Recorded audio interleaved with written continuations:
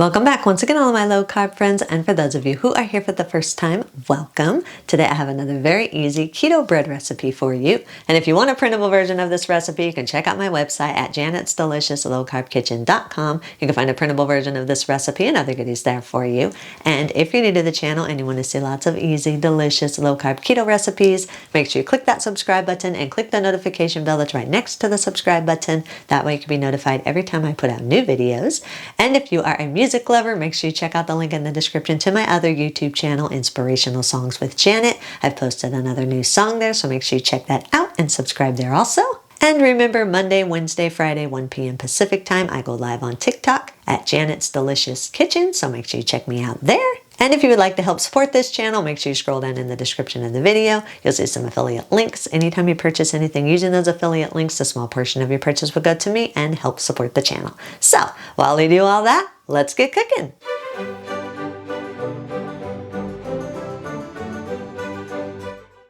Preheat your oven to 375 degrees.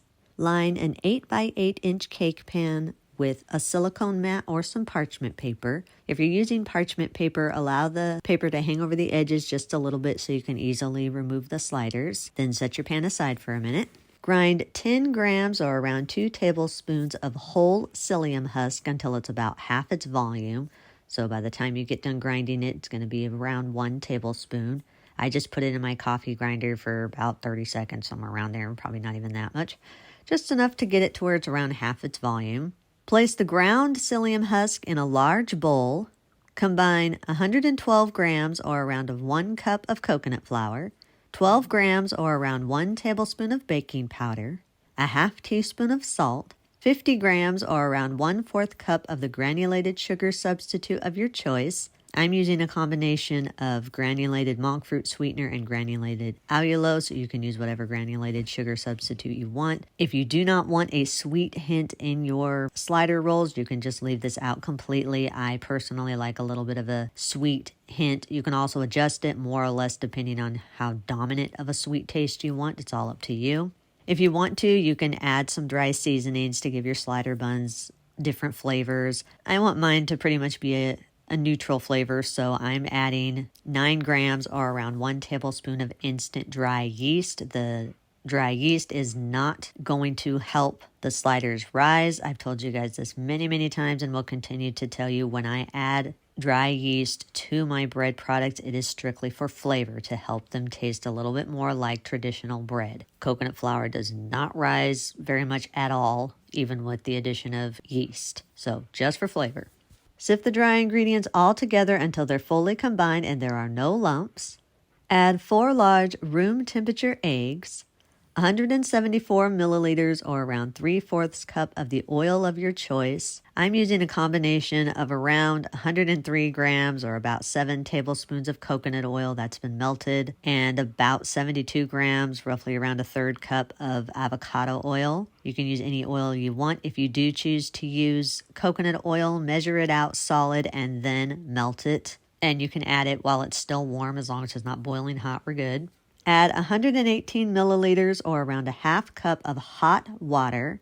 You do want this to be very hot. It doesn't necessarily have to be boiling, but you want it to be very hot so it can activate the psyllium husk, so that psyllium husk can bind your ingredients all together. The heat activates that and gets it to be more of that sticky texture that you need as a gluten replacement. Stir everything together until it's fully combined. Add 118 milliliters or around 1/2 cup of the warm keto milk of your choice. My favorite keto milk is always coconut milk, and you do want this warm. You don't want it so hot that your milk curdles, but you do want this warm because, again, the warmth, the heat, that helps to activate the psyllium husk so it can glue your ingredients together.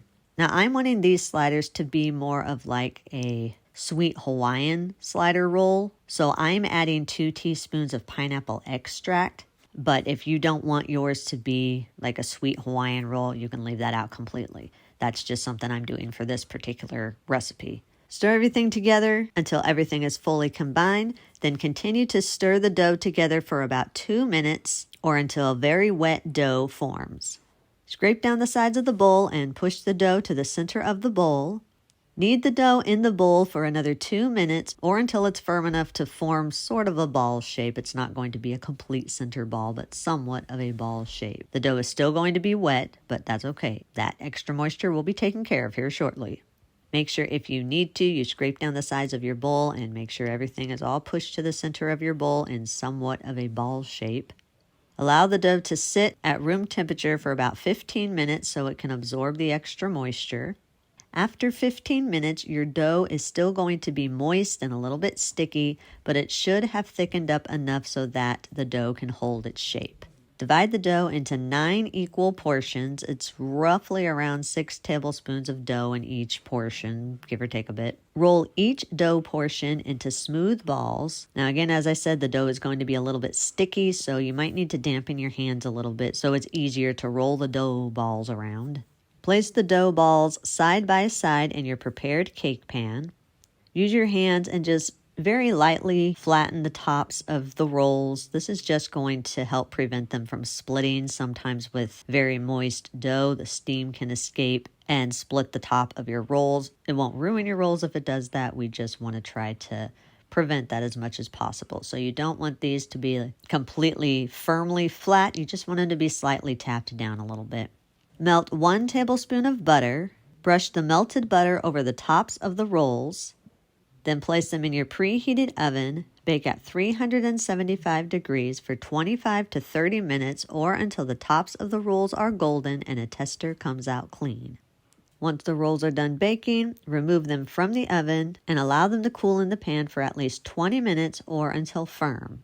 Once the rolls have firmed up, keep the rolls connected all together. Do not separate them. Use a butter knife and just go around the edges of the pan just to kind of loosen the rolls. They come out a lot easier if you do it that way, so just loosen them up a little bit. Then transfer the rolls to a wire rack. If you're using the parchment paper, all you got to do is grasp the overhanging parchment paper, lift out the rolls all together as one. Again, keep them connected, and then transfer them to your wire rack. If you're like me and you've just used a silicone baking mat, the easiest way to do this, since you're wanting to keep all the rolls connected, is after you've loosened the edges with a knife, place a large plate over the cake pan. Turn the pan upside down onto the plate and gently shake the pan to release the rolls. They should pop right out upside down on your plate. And then gently place your cooling rack over the rolls and very carefully and very gently take the plate and tip the rolls back over onto your wire rack so that the rolls are right side up on your wire rack. And again, keep the rolls connected. Do not separate them. Then allow the rolls to cool completely before you slice them. Once the rolls have cooled completely, you can slice these in one of 2 ways. The easiest way is to separate each one of the rolls into an individual roll, turn them on their side, and then cut them in half to create a top and a bottom. That's the easiest and probably best way to do it. The way I'm doing it is a little bit more tricky and can make your rolls a little bit on the fragile side. The way I'm doing it is I just keep the rolls all connected. I use a long, sharp bread knife and cut the connected rolls all in half at once to create a top and a bottom where they're all still connected. Now, this may seem like the easiest way to do it, but I will give you a heads up that this does make your rolls a little bit more fragile because it makes the bread a little bit more heavy. So you can easily tear your bread rolls if you're not careful, and especially if you haven't kept your knife straight when you're slicing the top and the bottom. Like I didn't leave my knife straight and I accidentally cut a little bit too far up on the one end. Didn't ruin it, but you don't want to do that. You want to keep your knife as flat as possible so you have an even cut between the tops and the bottoms. To assemble your sliders, preheat your oven to 350 degrees. Line a small baking sheet with some parchment paper or a silicone baking mat. Place the bottom portion of your rolls side by side onto the small baking sheet. You want them nice and tight. Top the bottom portion of the sliders with some sliced cheese. When you put the sliced cheese on your rolls, kind of overlap the slices just a little bit. This just helps keep your rolls connected. That's the whole thing about sliders, that you keep them connected while they're cooking. Then you can put any filling of your choice. I am adding the filling for the barbecue beef sliders that I gave you guys that recipe a few days ago. You can use whatever filling you want. Just spread it nice and even over all of the rolls. Then place the top portion of your rolls over the filling. Melt 1 tablespoon of butter. Brush the melted butter over the tops of the rolls. If you want to, you can do what I'm doing and sprinkle a little bit of sesame seeds over the top. You don't have to do this. I just think it looks pretty. So it's up to you whether you want to add those or not. Then place the sliders in your preheated oven. Bake at 350 degrees for 10 to 15 minutes or until the cheese is melted and the filling is completely heated through. Once the sliders are done cooking, remove them from the oven and allow them to cool in your pan for about 3 to 5 minutes so you don't burn your fingers. If you do have any leftovers of the slider rolls, make sure they're cooled completely. You can store them in an airtight container at room temperature for up to 3 days, or you can store them in a freezer-safe airtight container and place them in your freezer for up to 1 month. Eat and enjoy. And that's our recipe of the day. I hope you enjoyed it. If you did and you want to see more recipes like this, make sure you click that thumbs up like button, click that subscribe button, leave me a comment if you want to. Let me know if there's any recipes that you'd like to learn how to make, and I'll do what I can to get those out there for you. And as always, keep cooking.